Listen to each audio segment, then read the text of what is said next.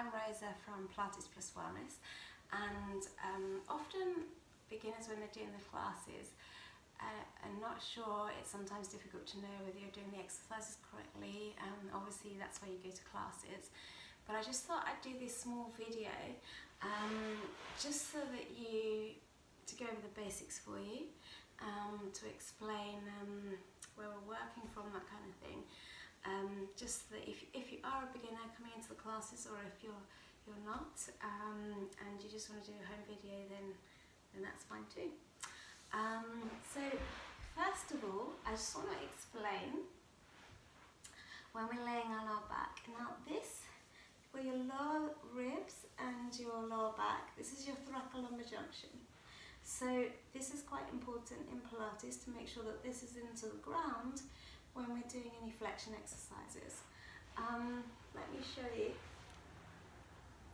So the start position that we have is neutral pelvis and spine. So what that means is, if I tilt my pelvis as if I'm rolling a marble to the belly button, follow the abs, and then if I tilt the other way, the midpoint between the two is my neutral. So I feel the tailbone heavy, the back of the ribs heavy into the floor, if I can get them heavy, and the back of the head. Now if you find that that's really difficult for you to do and you're looking up like this, just put a pillow underneath your head. So that helps to lengthen the back of the neck, and then you can also have the back of the ribs down by lifting head slightly. Pillow. Okay, so what I'm going to show you first of all is our knee folds.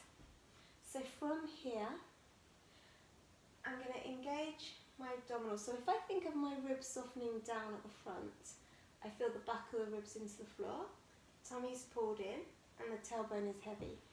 I knee fold one knee up. So when I bring the second leg up, I've got to keep these ribs down, relax the shoulders, keep the tummy engaged, and lift the heel, and then I exhale to bring the toe of that second leg, to keep still here. And then I'm going to breathe in, lower one leg down without any movement here, and I exhale, lower the second leg. So I'm keeping tailbone heavy, back of the ribs, back of the head heavy. So as I'm doing the knee folds, I'll put my arms up so you can see, there should be no movement in my centre, my lower back, my pelvis, when I lift the second leg up especially. So it might look easy, but it's actually quite hard. Even as a full Pilates teacher, you have to kind of focus and engage. Even if you've been doing it for years, you still have to do that, because otherwise when you go to bring the second leg up, there's a little shift that happens. Okay, and it's your strength, your inner strength, that stops that. So we want to make sure that the tummy is not doming, it stays flat as you lift the second leg. So this is body control Pilates style, and this is what I work from, as well as adapted variations and things of other styles too. So what we're going to do now is soften that breastbone down, pull the tummy in. We're going to breathe in as we knee fold one knee up. Heavy breastbone, exhale, second leg lifts. And then from here I'm going to exhale as I toe tap, and I breathe in as I lift up. I exhale, toe tap. So you relax the shoulders, keep the tummy pulled in, and you're constantly thinking ribs down to the hips, keeping this flat, keep it still as you can as you mobilise from your hip joint. So you could do, once you get stronger, you can do the toe taps.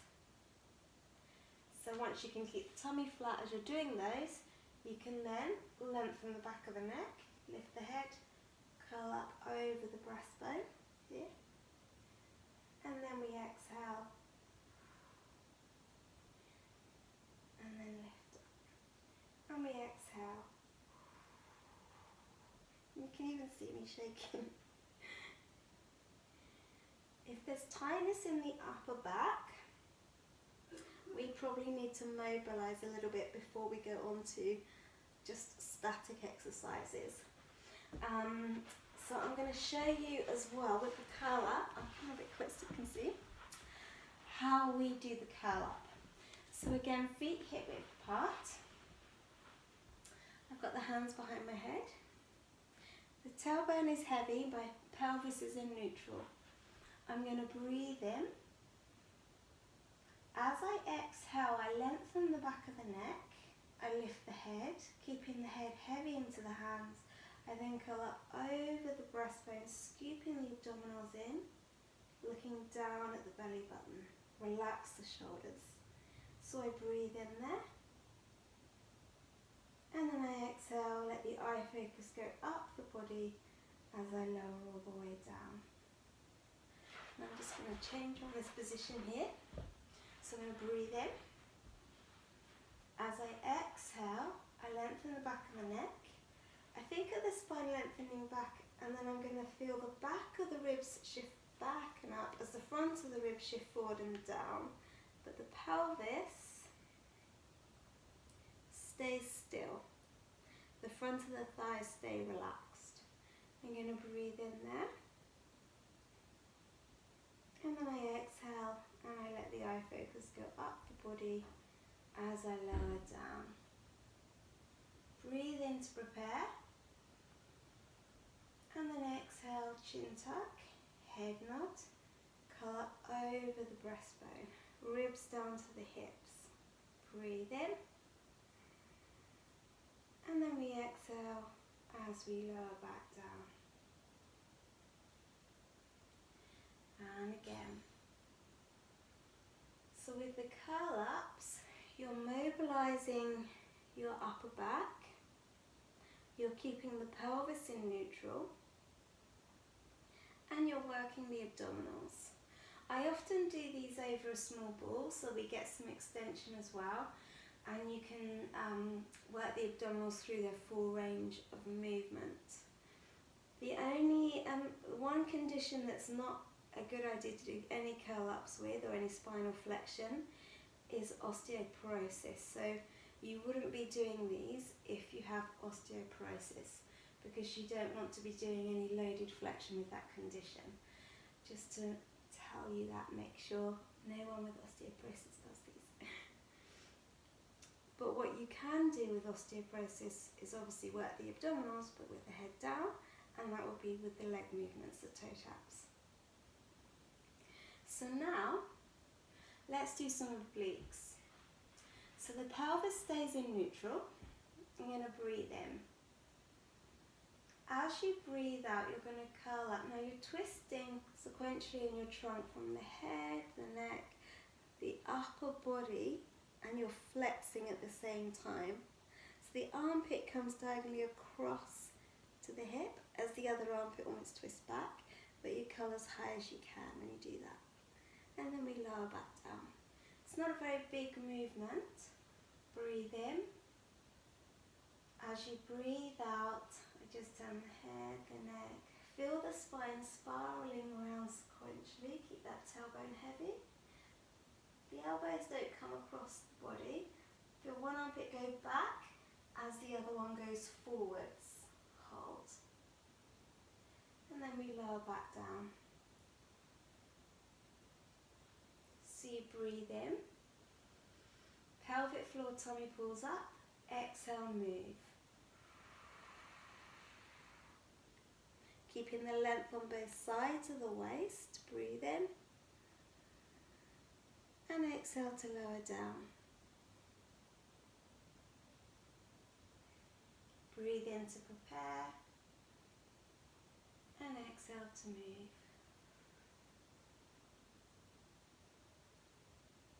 Breathe in. And exhale to lower back down. So as you're oblique curling, think of just the movement is from those ribs. The shoulder blade comes off the floor and the pelvis stays totally still. So that's oblique curls, and then again we can add, once we've got that movement, we add the knee fold on the opposite side to make it harder, and then we can lower back down. So we can exhale, engage the abdominals, keep stable in the pelvis as you knee fold, oblique curl, and then you breathe in as you lower back down. And then once we've got all of those movements, we start layering things on, making sure stable pelvis, work obliques, and good alignment. So you want your hip, your knee, your second toe, keeping in good alignment as you work through those obliques. So there's a lot to think about.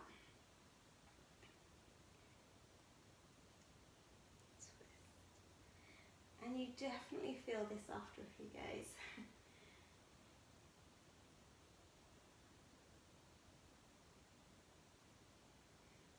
So let's just do one more. And then as we get stronger and more coordinated, etc., what we would then do is add longer levers, so you can then make it harder by straightening the legs as your oblique curl. Here, keeping that stability. So that's how we build things up. What I'm going to show you as well with the basics with Pilates, what a lot of people sometimes are not sure of, is hip rolls. So movement you need to know where you're moving from. So with a hip roll, let's have our arms out to the side. Just going to move back a little bit so you can see. My feet are together, my knees together, my hips, neutral pelvis. So my palms are out to the side, just 45 degrees down, and think ribs down. So from here, I breathe in. As I exhale, I let one foot stack on top of the other, and I let the hips come over to the side, keeping the ribs down at the front. And I only go to where I can, while letting the shoulder blade that I stretch away from stay grounded into the floor. The knees stay glued together. I breathe in, and to come back, I pull the abdominals in and feel one rib below the other, wheeling back to bring my pelvis and my knees back to center. I'm going to breathe in to prepare. And then as I exhale, I let one foot stack on top of the other. I let the hips go over. Ground the shoulder blade, the lower border of the shoulder blade, into the floor that I stretch away from. I breathe in. And then to come back, I come back from here. So feel one rib below the other, wheeling back. That will then bring the pelvis and the knees back to center. So as you go from side to side, the movement is from your lower back and your hips, not your legs. The legs kind of almost just come along for the ride. And you're using your obliques, your waist, your tummy muscles, to bring everything back to center. And it feels really nice on the back. It's a really good stretch. And it's also really good to strengthen your waist and the obliques. So think ribs down, tummy pulled in. And the last one.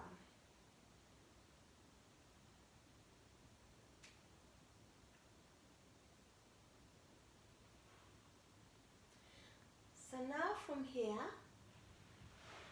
another exercise that is quite important, that's really good core, so that beginners sometimes are not sure, because you don't have the feedback from the floor when you're on all fours, obviously. So the opposite arm and leg slide here. Let's unpack it together. So from here, you want to be able to make your shoulder blades stay still and keep your pelvis and lower back still. So in this position, if I let the shoulder blades collapse and then if I let them separate, the midpoint between the two, I feel those shoulder blades against the back of the ribs. The same in the pelvis. If I flex and then extend, the midpoint between the two is my neutral. So from here I'm lengthening through the crown of the head. I'm pulling the tummy up into the spine. I'm going to breathe in to prepare. And then I'm going to exhale. I engage through the glutes, the back of the leg, as I slide my left leg away. And then I'm going to breathe in to lift the opposite arm with the leg. And then I'm going to exhale as I lower the arm and the leg. And I breathe in as I come back to center. So you're also challenging your balance there as well, as you can see. So I'm going to breathe in to prepare. I exhale, I slide the other leg away, engage the abdominals, fix the shoulder blades on the back of the ribs.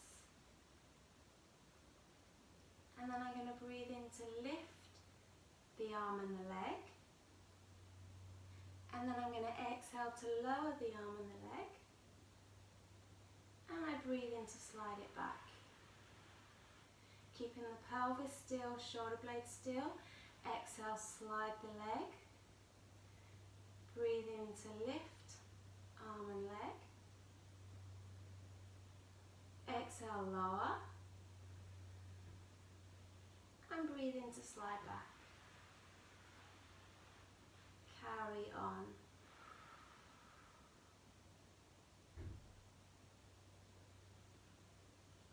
So you don't want to take the leg too high because that will cause rotation in your pelvis. You want to only take the leg to where you can to extend the hip, but without the lower back moving. And then lower and then come back to center.